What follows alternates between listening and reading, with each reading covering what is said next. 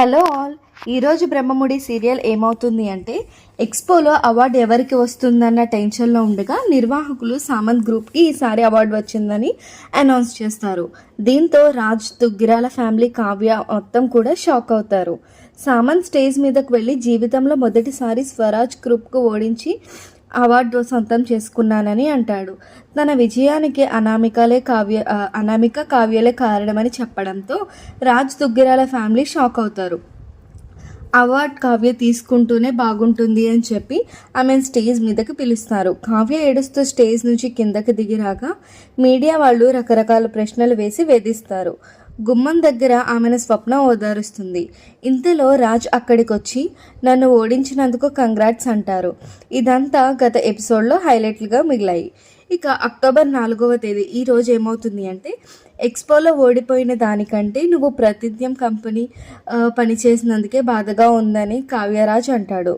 ఇందులో తన ప్రమేయం లేదని, మీరు చూసిందేది నిజం కాదని కావ్య చెప్పగా, నువ్వు డిజైన్లు వేయడం నిజం కాదా, సామంత్ కంపెనీకి అవార్డు రావడం నిజం కాదా అని రాజు మండిపడుతూ ఉంటాడు. నీ గెలుపును చూపించడానికి నన్ను ఓడించడమే ఈ ఫంక్షన్కి వచ్చావని ఫైర్ అవుతాడు. మా సంస్థకి ద్రోహం చేశావని, మా ఇంటి మహాలక్ష్మివని నమ్మే నా కుటుంబ సభ్యులను కూడా మరిచిపోయావంటే ఇది నీలో నేను చూడని కొత్త కోణం అన్నారు. నీకు నా మీద, నా కుటుంబం మీద ఇంత పగ ఉందని, ఇలా ప్రతీకారం తీర్చుకుంటావని కలలో కూడా ఊహించలేదని రాజు మండిపడుతూ ఉంటాడు. తాను కలలో కూడా ఎవరికి ద్రోహం చేయాలని అనుకుని నాకేం చెప్పాలో కూడా తెలియడం లేదన్నాడు.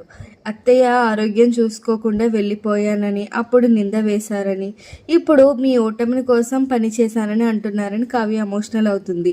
దీని వెనక ఎలాంటి కుట్రలు జరగాయో నిజంగానే తనకు తెలియనని చెబుతుంది. ఇంతలో రుద్రాణి జోక్యం చేసుకుని కుట్రలు చేసింది నువ్వని, శత్రువులతో చేతులు కలిపి రాజుకు ద్రోహం చేశావని మండిపడుతుంది.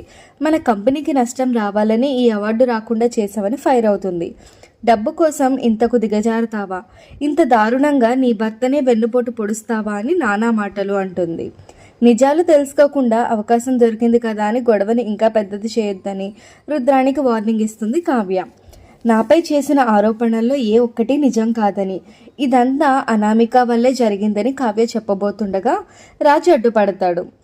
నిన్ను చేరదీసిందని, నా మీదకు ఉసిగొల్పిందని, నీకు తెలియక డిజైన్లు గీసి ప్రదర్శనకు పంపి మోసపోయేవని చెప్దాం అనుకుంటున్నావా అంటూ రాజు మండిపడతాడు.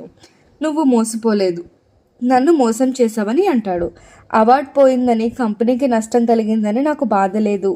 అవన్నీ నేను 4 రోజుల్లో సంపాదించుకుంటాను అని రాజు అంటాడు. కానీ నువ్వు నా నమ్మకం మీద దెబ్బ కొట్టావు. ఈ గుణపాఠాన్ని మర్చిపోను. నీ మీద ఏ మూలన ఉన్న ప్రేమ ఈ క్షణంతో చచ్చిపోయింది. ఇంకెప్పుడు నాకు ఎదురుపడొద్దని చెప్పి రాజు అక్కడి నుంచి వెళ్ళిపోతాడు. ఇదంతా నిజం కాదని నాకు నమ్మాలని ఉంది, కానీ నీ చేతుల్లో ఉన్న అవార్డు అది నమ్మనివ్వడం లేదని సుభాష్ అంటాడు. నిన్ను తిరిగి కాపురానికి తీసుకొస్తాడని మీ అత్తయ్య నేను ఎంతో ఆశపడుతున్నామని, ఇప్పుడు ఆశ లేకుండా చేశామని వెళ్ళిపోతాడు సుభాష్. ఏడుస్తూ బయటకు వస్తున్న కావ్యకి అనామిక, సామంత్ ఎదురవుతారు. కావ్యకి కంగ్రాట్స్ చెప్తుండగా, మీరు బిగించిన ఉచ్చులో అమాయకంగా చిక్కుకున్నందుకు అంటూ మండిపడుతుంది. నీ ప్రతిభను ప్రపంచానికి చాటి చెప్పానని, నువ్వు నీ భర్త ముందు ఎక్కడో ఉన్నావని అనామిక అంటుంది. ఇన్నాళ్ళు నా క్యారెక్టర్ను నేనే వదులుకోలేదని, నీ క్యారెక్టర్ నీకు ఏమిచ్చింది? ఆ ఇంట్లో స్థానం ఇచ్చిందా? కంపెనీలో నిలువనిచ్చిందా అని సామంత్ ప్రశ్నిస్తాడు. అందరూ అనామికలా ఉండరని, నేను ఆ ఇంట్లో బంధాలకి విలువనిస్తానని అంతే చెప్పింది. నా కళను అడ్డం పెట్టుకుని ఎక్కడో ఉండాలని అనుకోలేదు అని కౌంటర్ ఇస్తుంది కావ్య. నా భర్త పక్కనే ఉండాలని అనుకున్నానని, కానీ అనామికల వ్యక్తిత్వాన్ని దిగజార్చుకుని పగ ప్రతీకారాలతో పతనమైపోవాలని అనుకోలేదు అని అంటుంది. ఈ కవిలాగే నువ్వు కూడా రోడ్డు మీద పడతావని, ఆ ఇంట్లో ఉన్నంత వరకు నాకు అవమానాలు తప్పించి ఏం జరిగింది? త్వరలోనే రాజుకు పెళ్లి చేసుకుంటాడని అనామిక చెప్తుంది. నువ్వు కేవలం దుగ్గిరాల వారిపై పగ తీర్చుకోవడానికే నువ్వు ఈ సామంత్ చేరావని అర్థమైంది. పగ కోసం పతనమైపోతావని హెచ్చరిస్తుంది కావ్య. నా పర్మిషన్ లేకుండా డిజైన్లకు వాడుకునే హక్కు, అధికారం ఎవరిచ్చారు? మోసం చేసి మీరు గెలిచారని, మోసపోయి నేను ఓడిపోయానని కావ్య అంటుంది.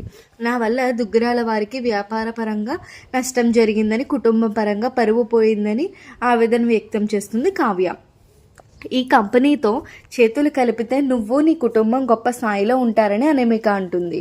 నీ భర్త నీకు సరిగ్గా గుర్తింపు ఇవ్వడం లేదు, అలాంటి వ్యక్తి కంపెనీలో పతనం చేయి, నీకు గైడెన్స్ ఏమేం ఇస్తామని చెప్పగా కావ్య అనామిక చెంప పగలగొడుతుంది. సామంత్ మీదకు రాబోతుండగా నీ చెంప కూడా పగులుతుందని హెచ్చరిస్తుంది కావ్య. వ్యక్తిత్వం లేని దానిని అడ్డు పెట్టుకుని మహాసామ్రాజ్యాన్ని కూల్చేయాలని అనుకుంటున్నావా అని మండిపడుతుంది. ఆ వృక్షం తాలూకా చిన్న వేరు కూడా టచ్ చేయలేరని మీరు త్వరలోనే తెలుస్తుందని కావ్య వార్నింగ్ ఇస్తుంది. మాతో చేతులు కలపపోయినా సరే దుగ్గరాల వారిని భూస్థాపితం చేస్తానని అనామిక సవాల్ విసురుతుంది. అడుగడుగునా నేను నీకు అడ్డుపడతానని కావ్య వార్నింగ్ ఇస్తుంది. అక్కడ దుగ్గరాల ఫ్యామిలీ రాజ్ సుభాష్ల కోసం వెయిట్ చేస్తూ ఉంటుంది. కావ్య అలాంటి పని చేయదని, ఇందులో ఏదో జరిగిందని అపర్ణ అంటుంది. ఇంకా నా కోడలిని నువ్వు ఎలా అనుకుంటున్నావు? ఆ పేరే ఈ ఇంట్లో వినిపించకూడదని లేదని రాజు అంటాడు.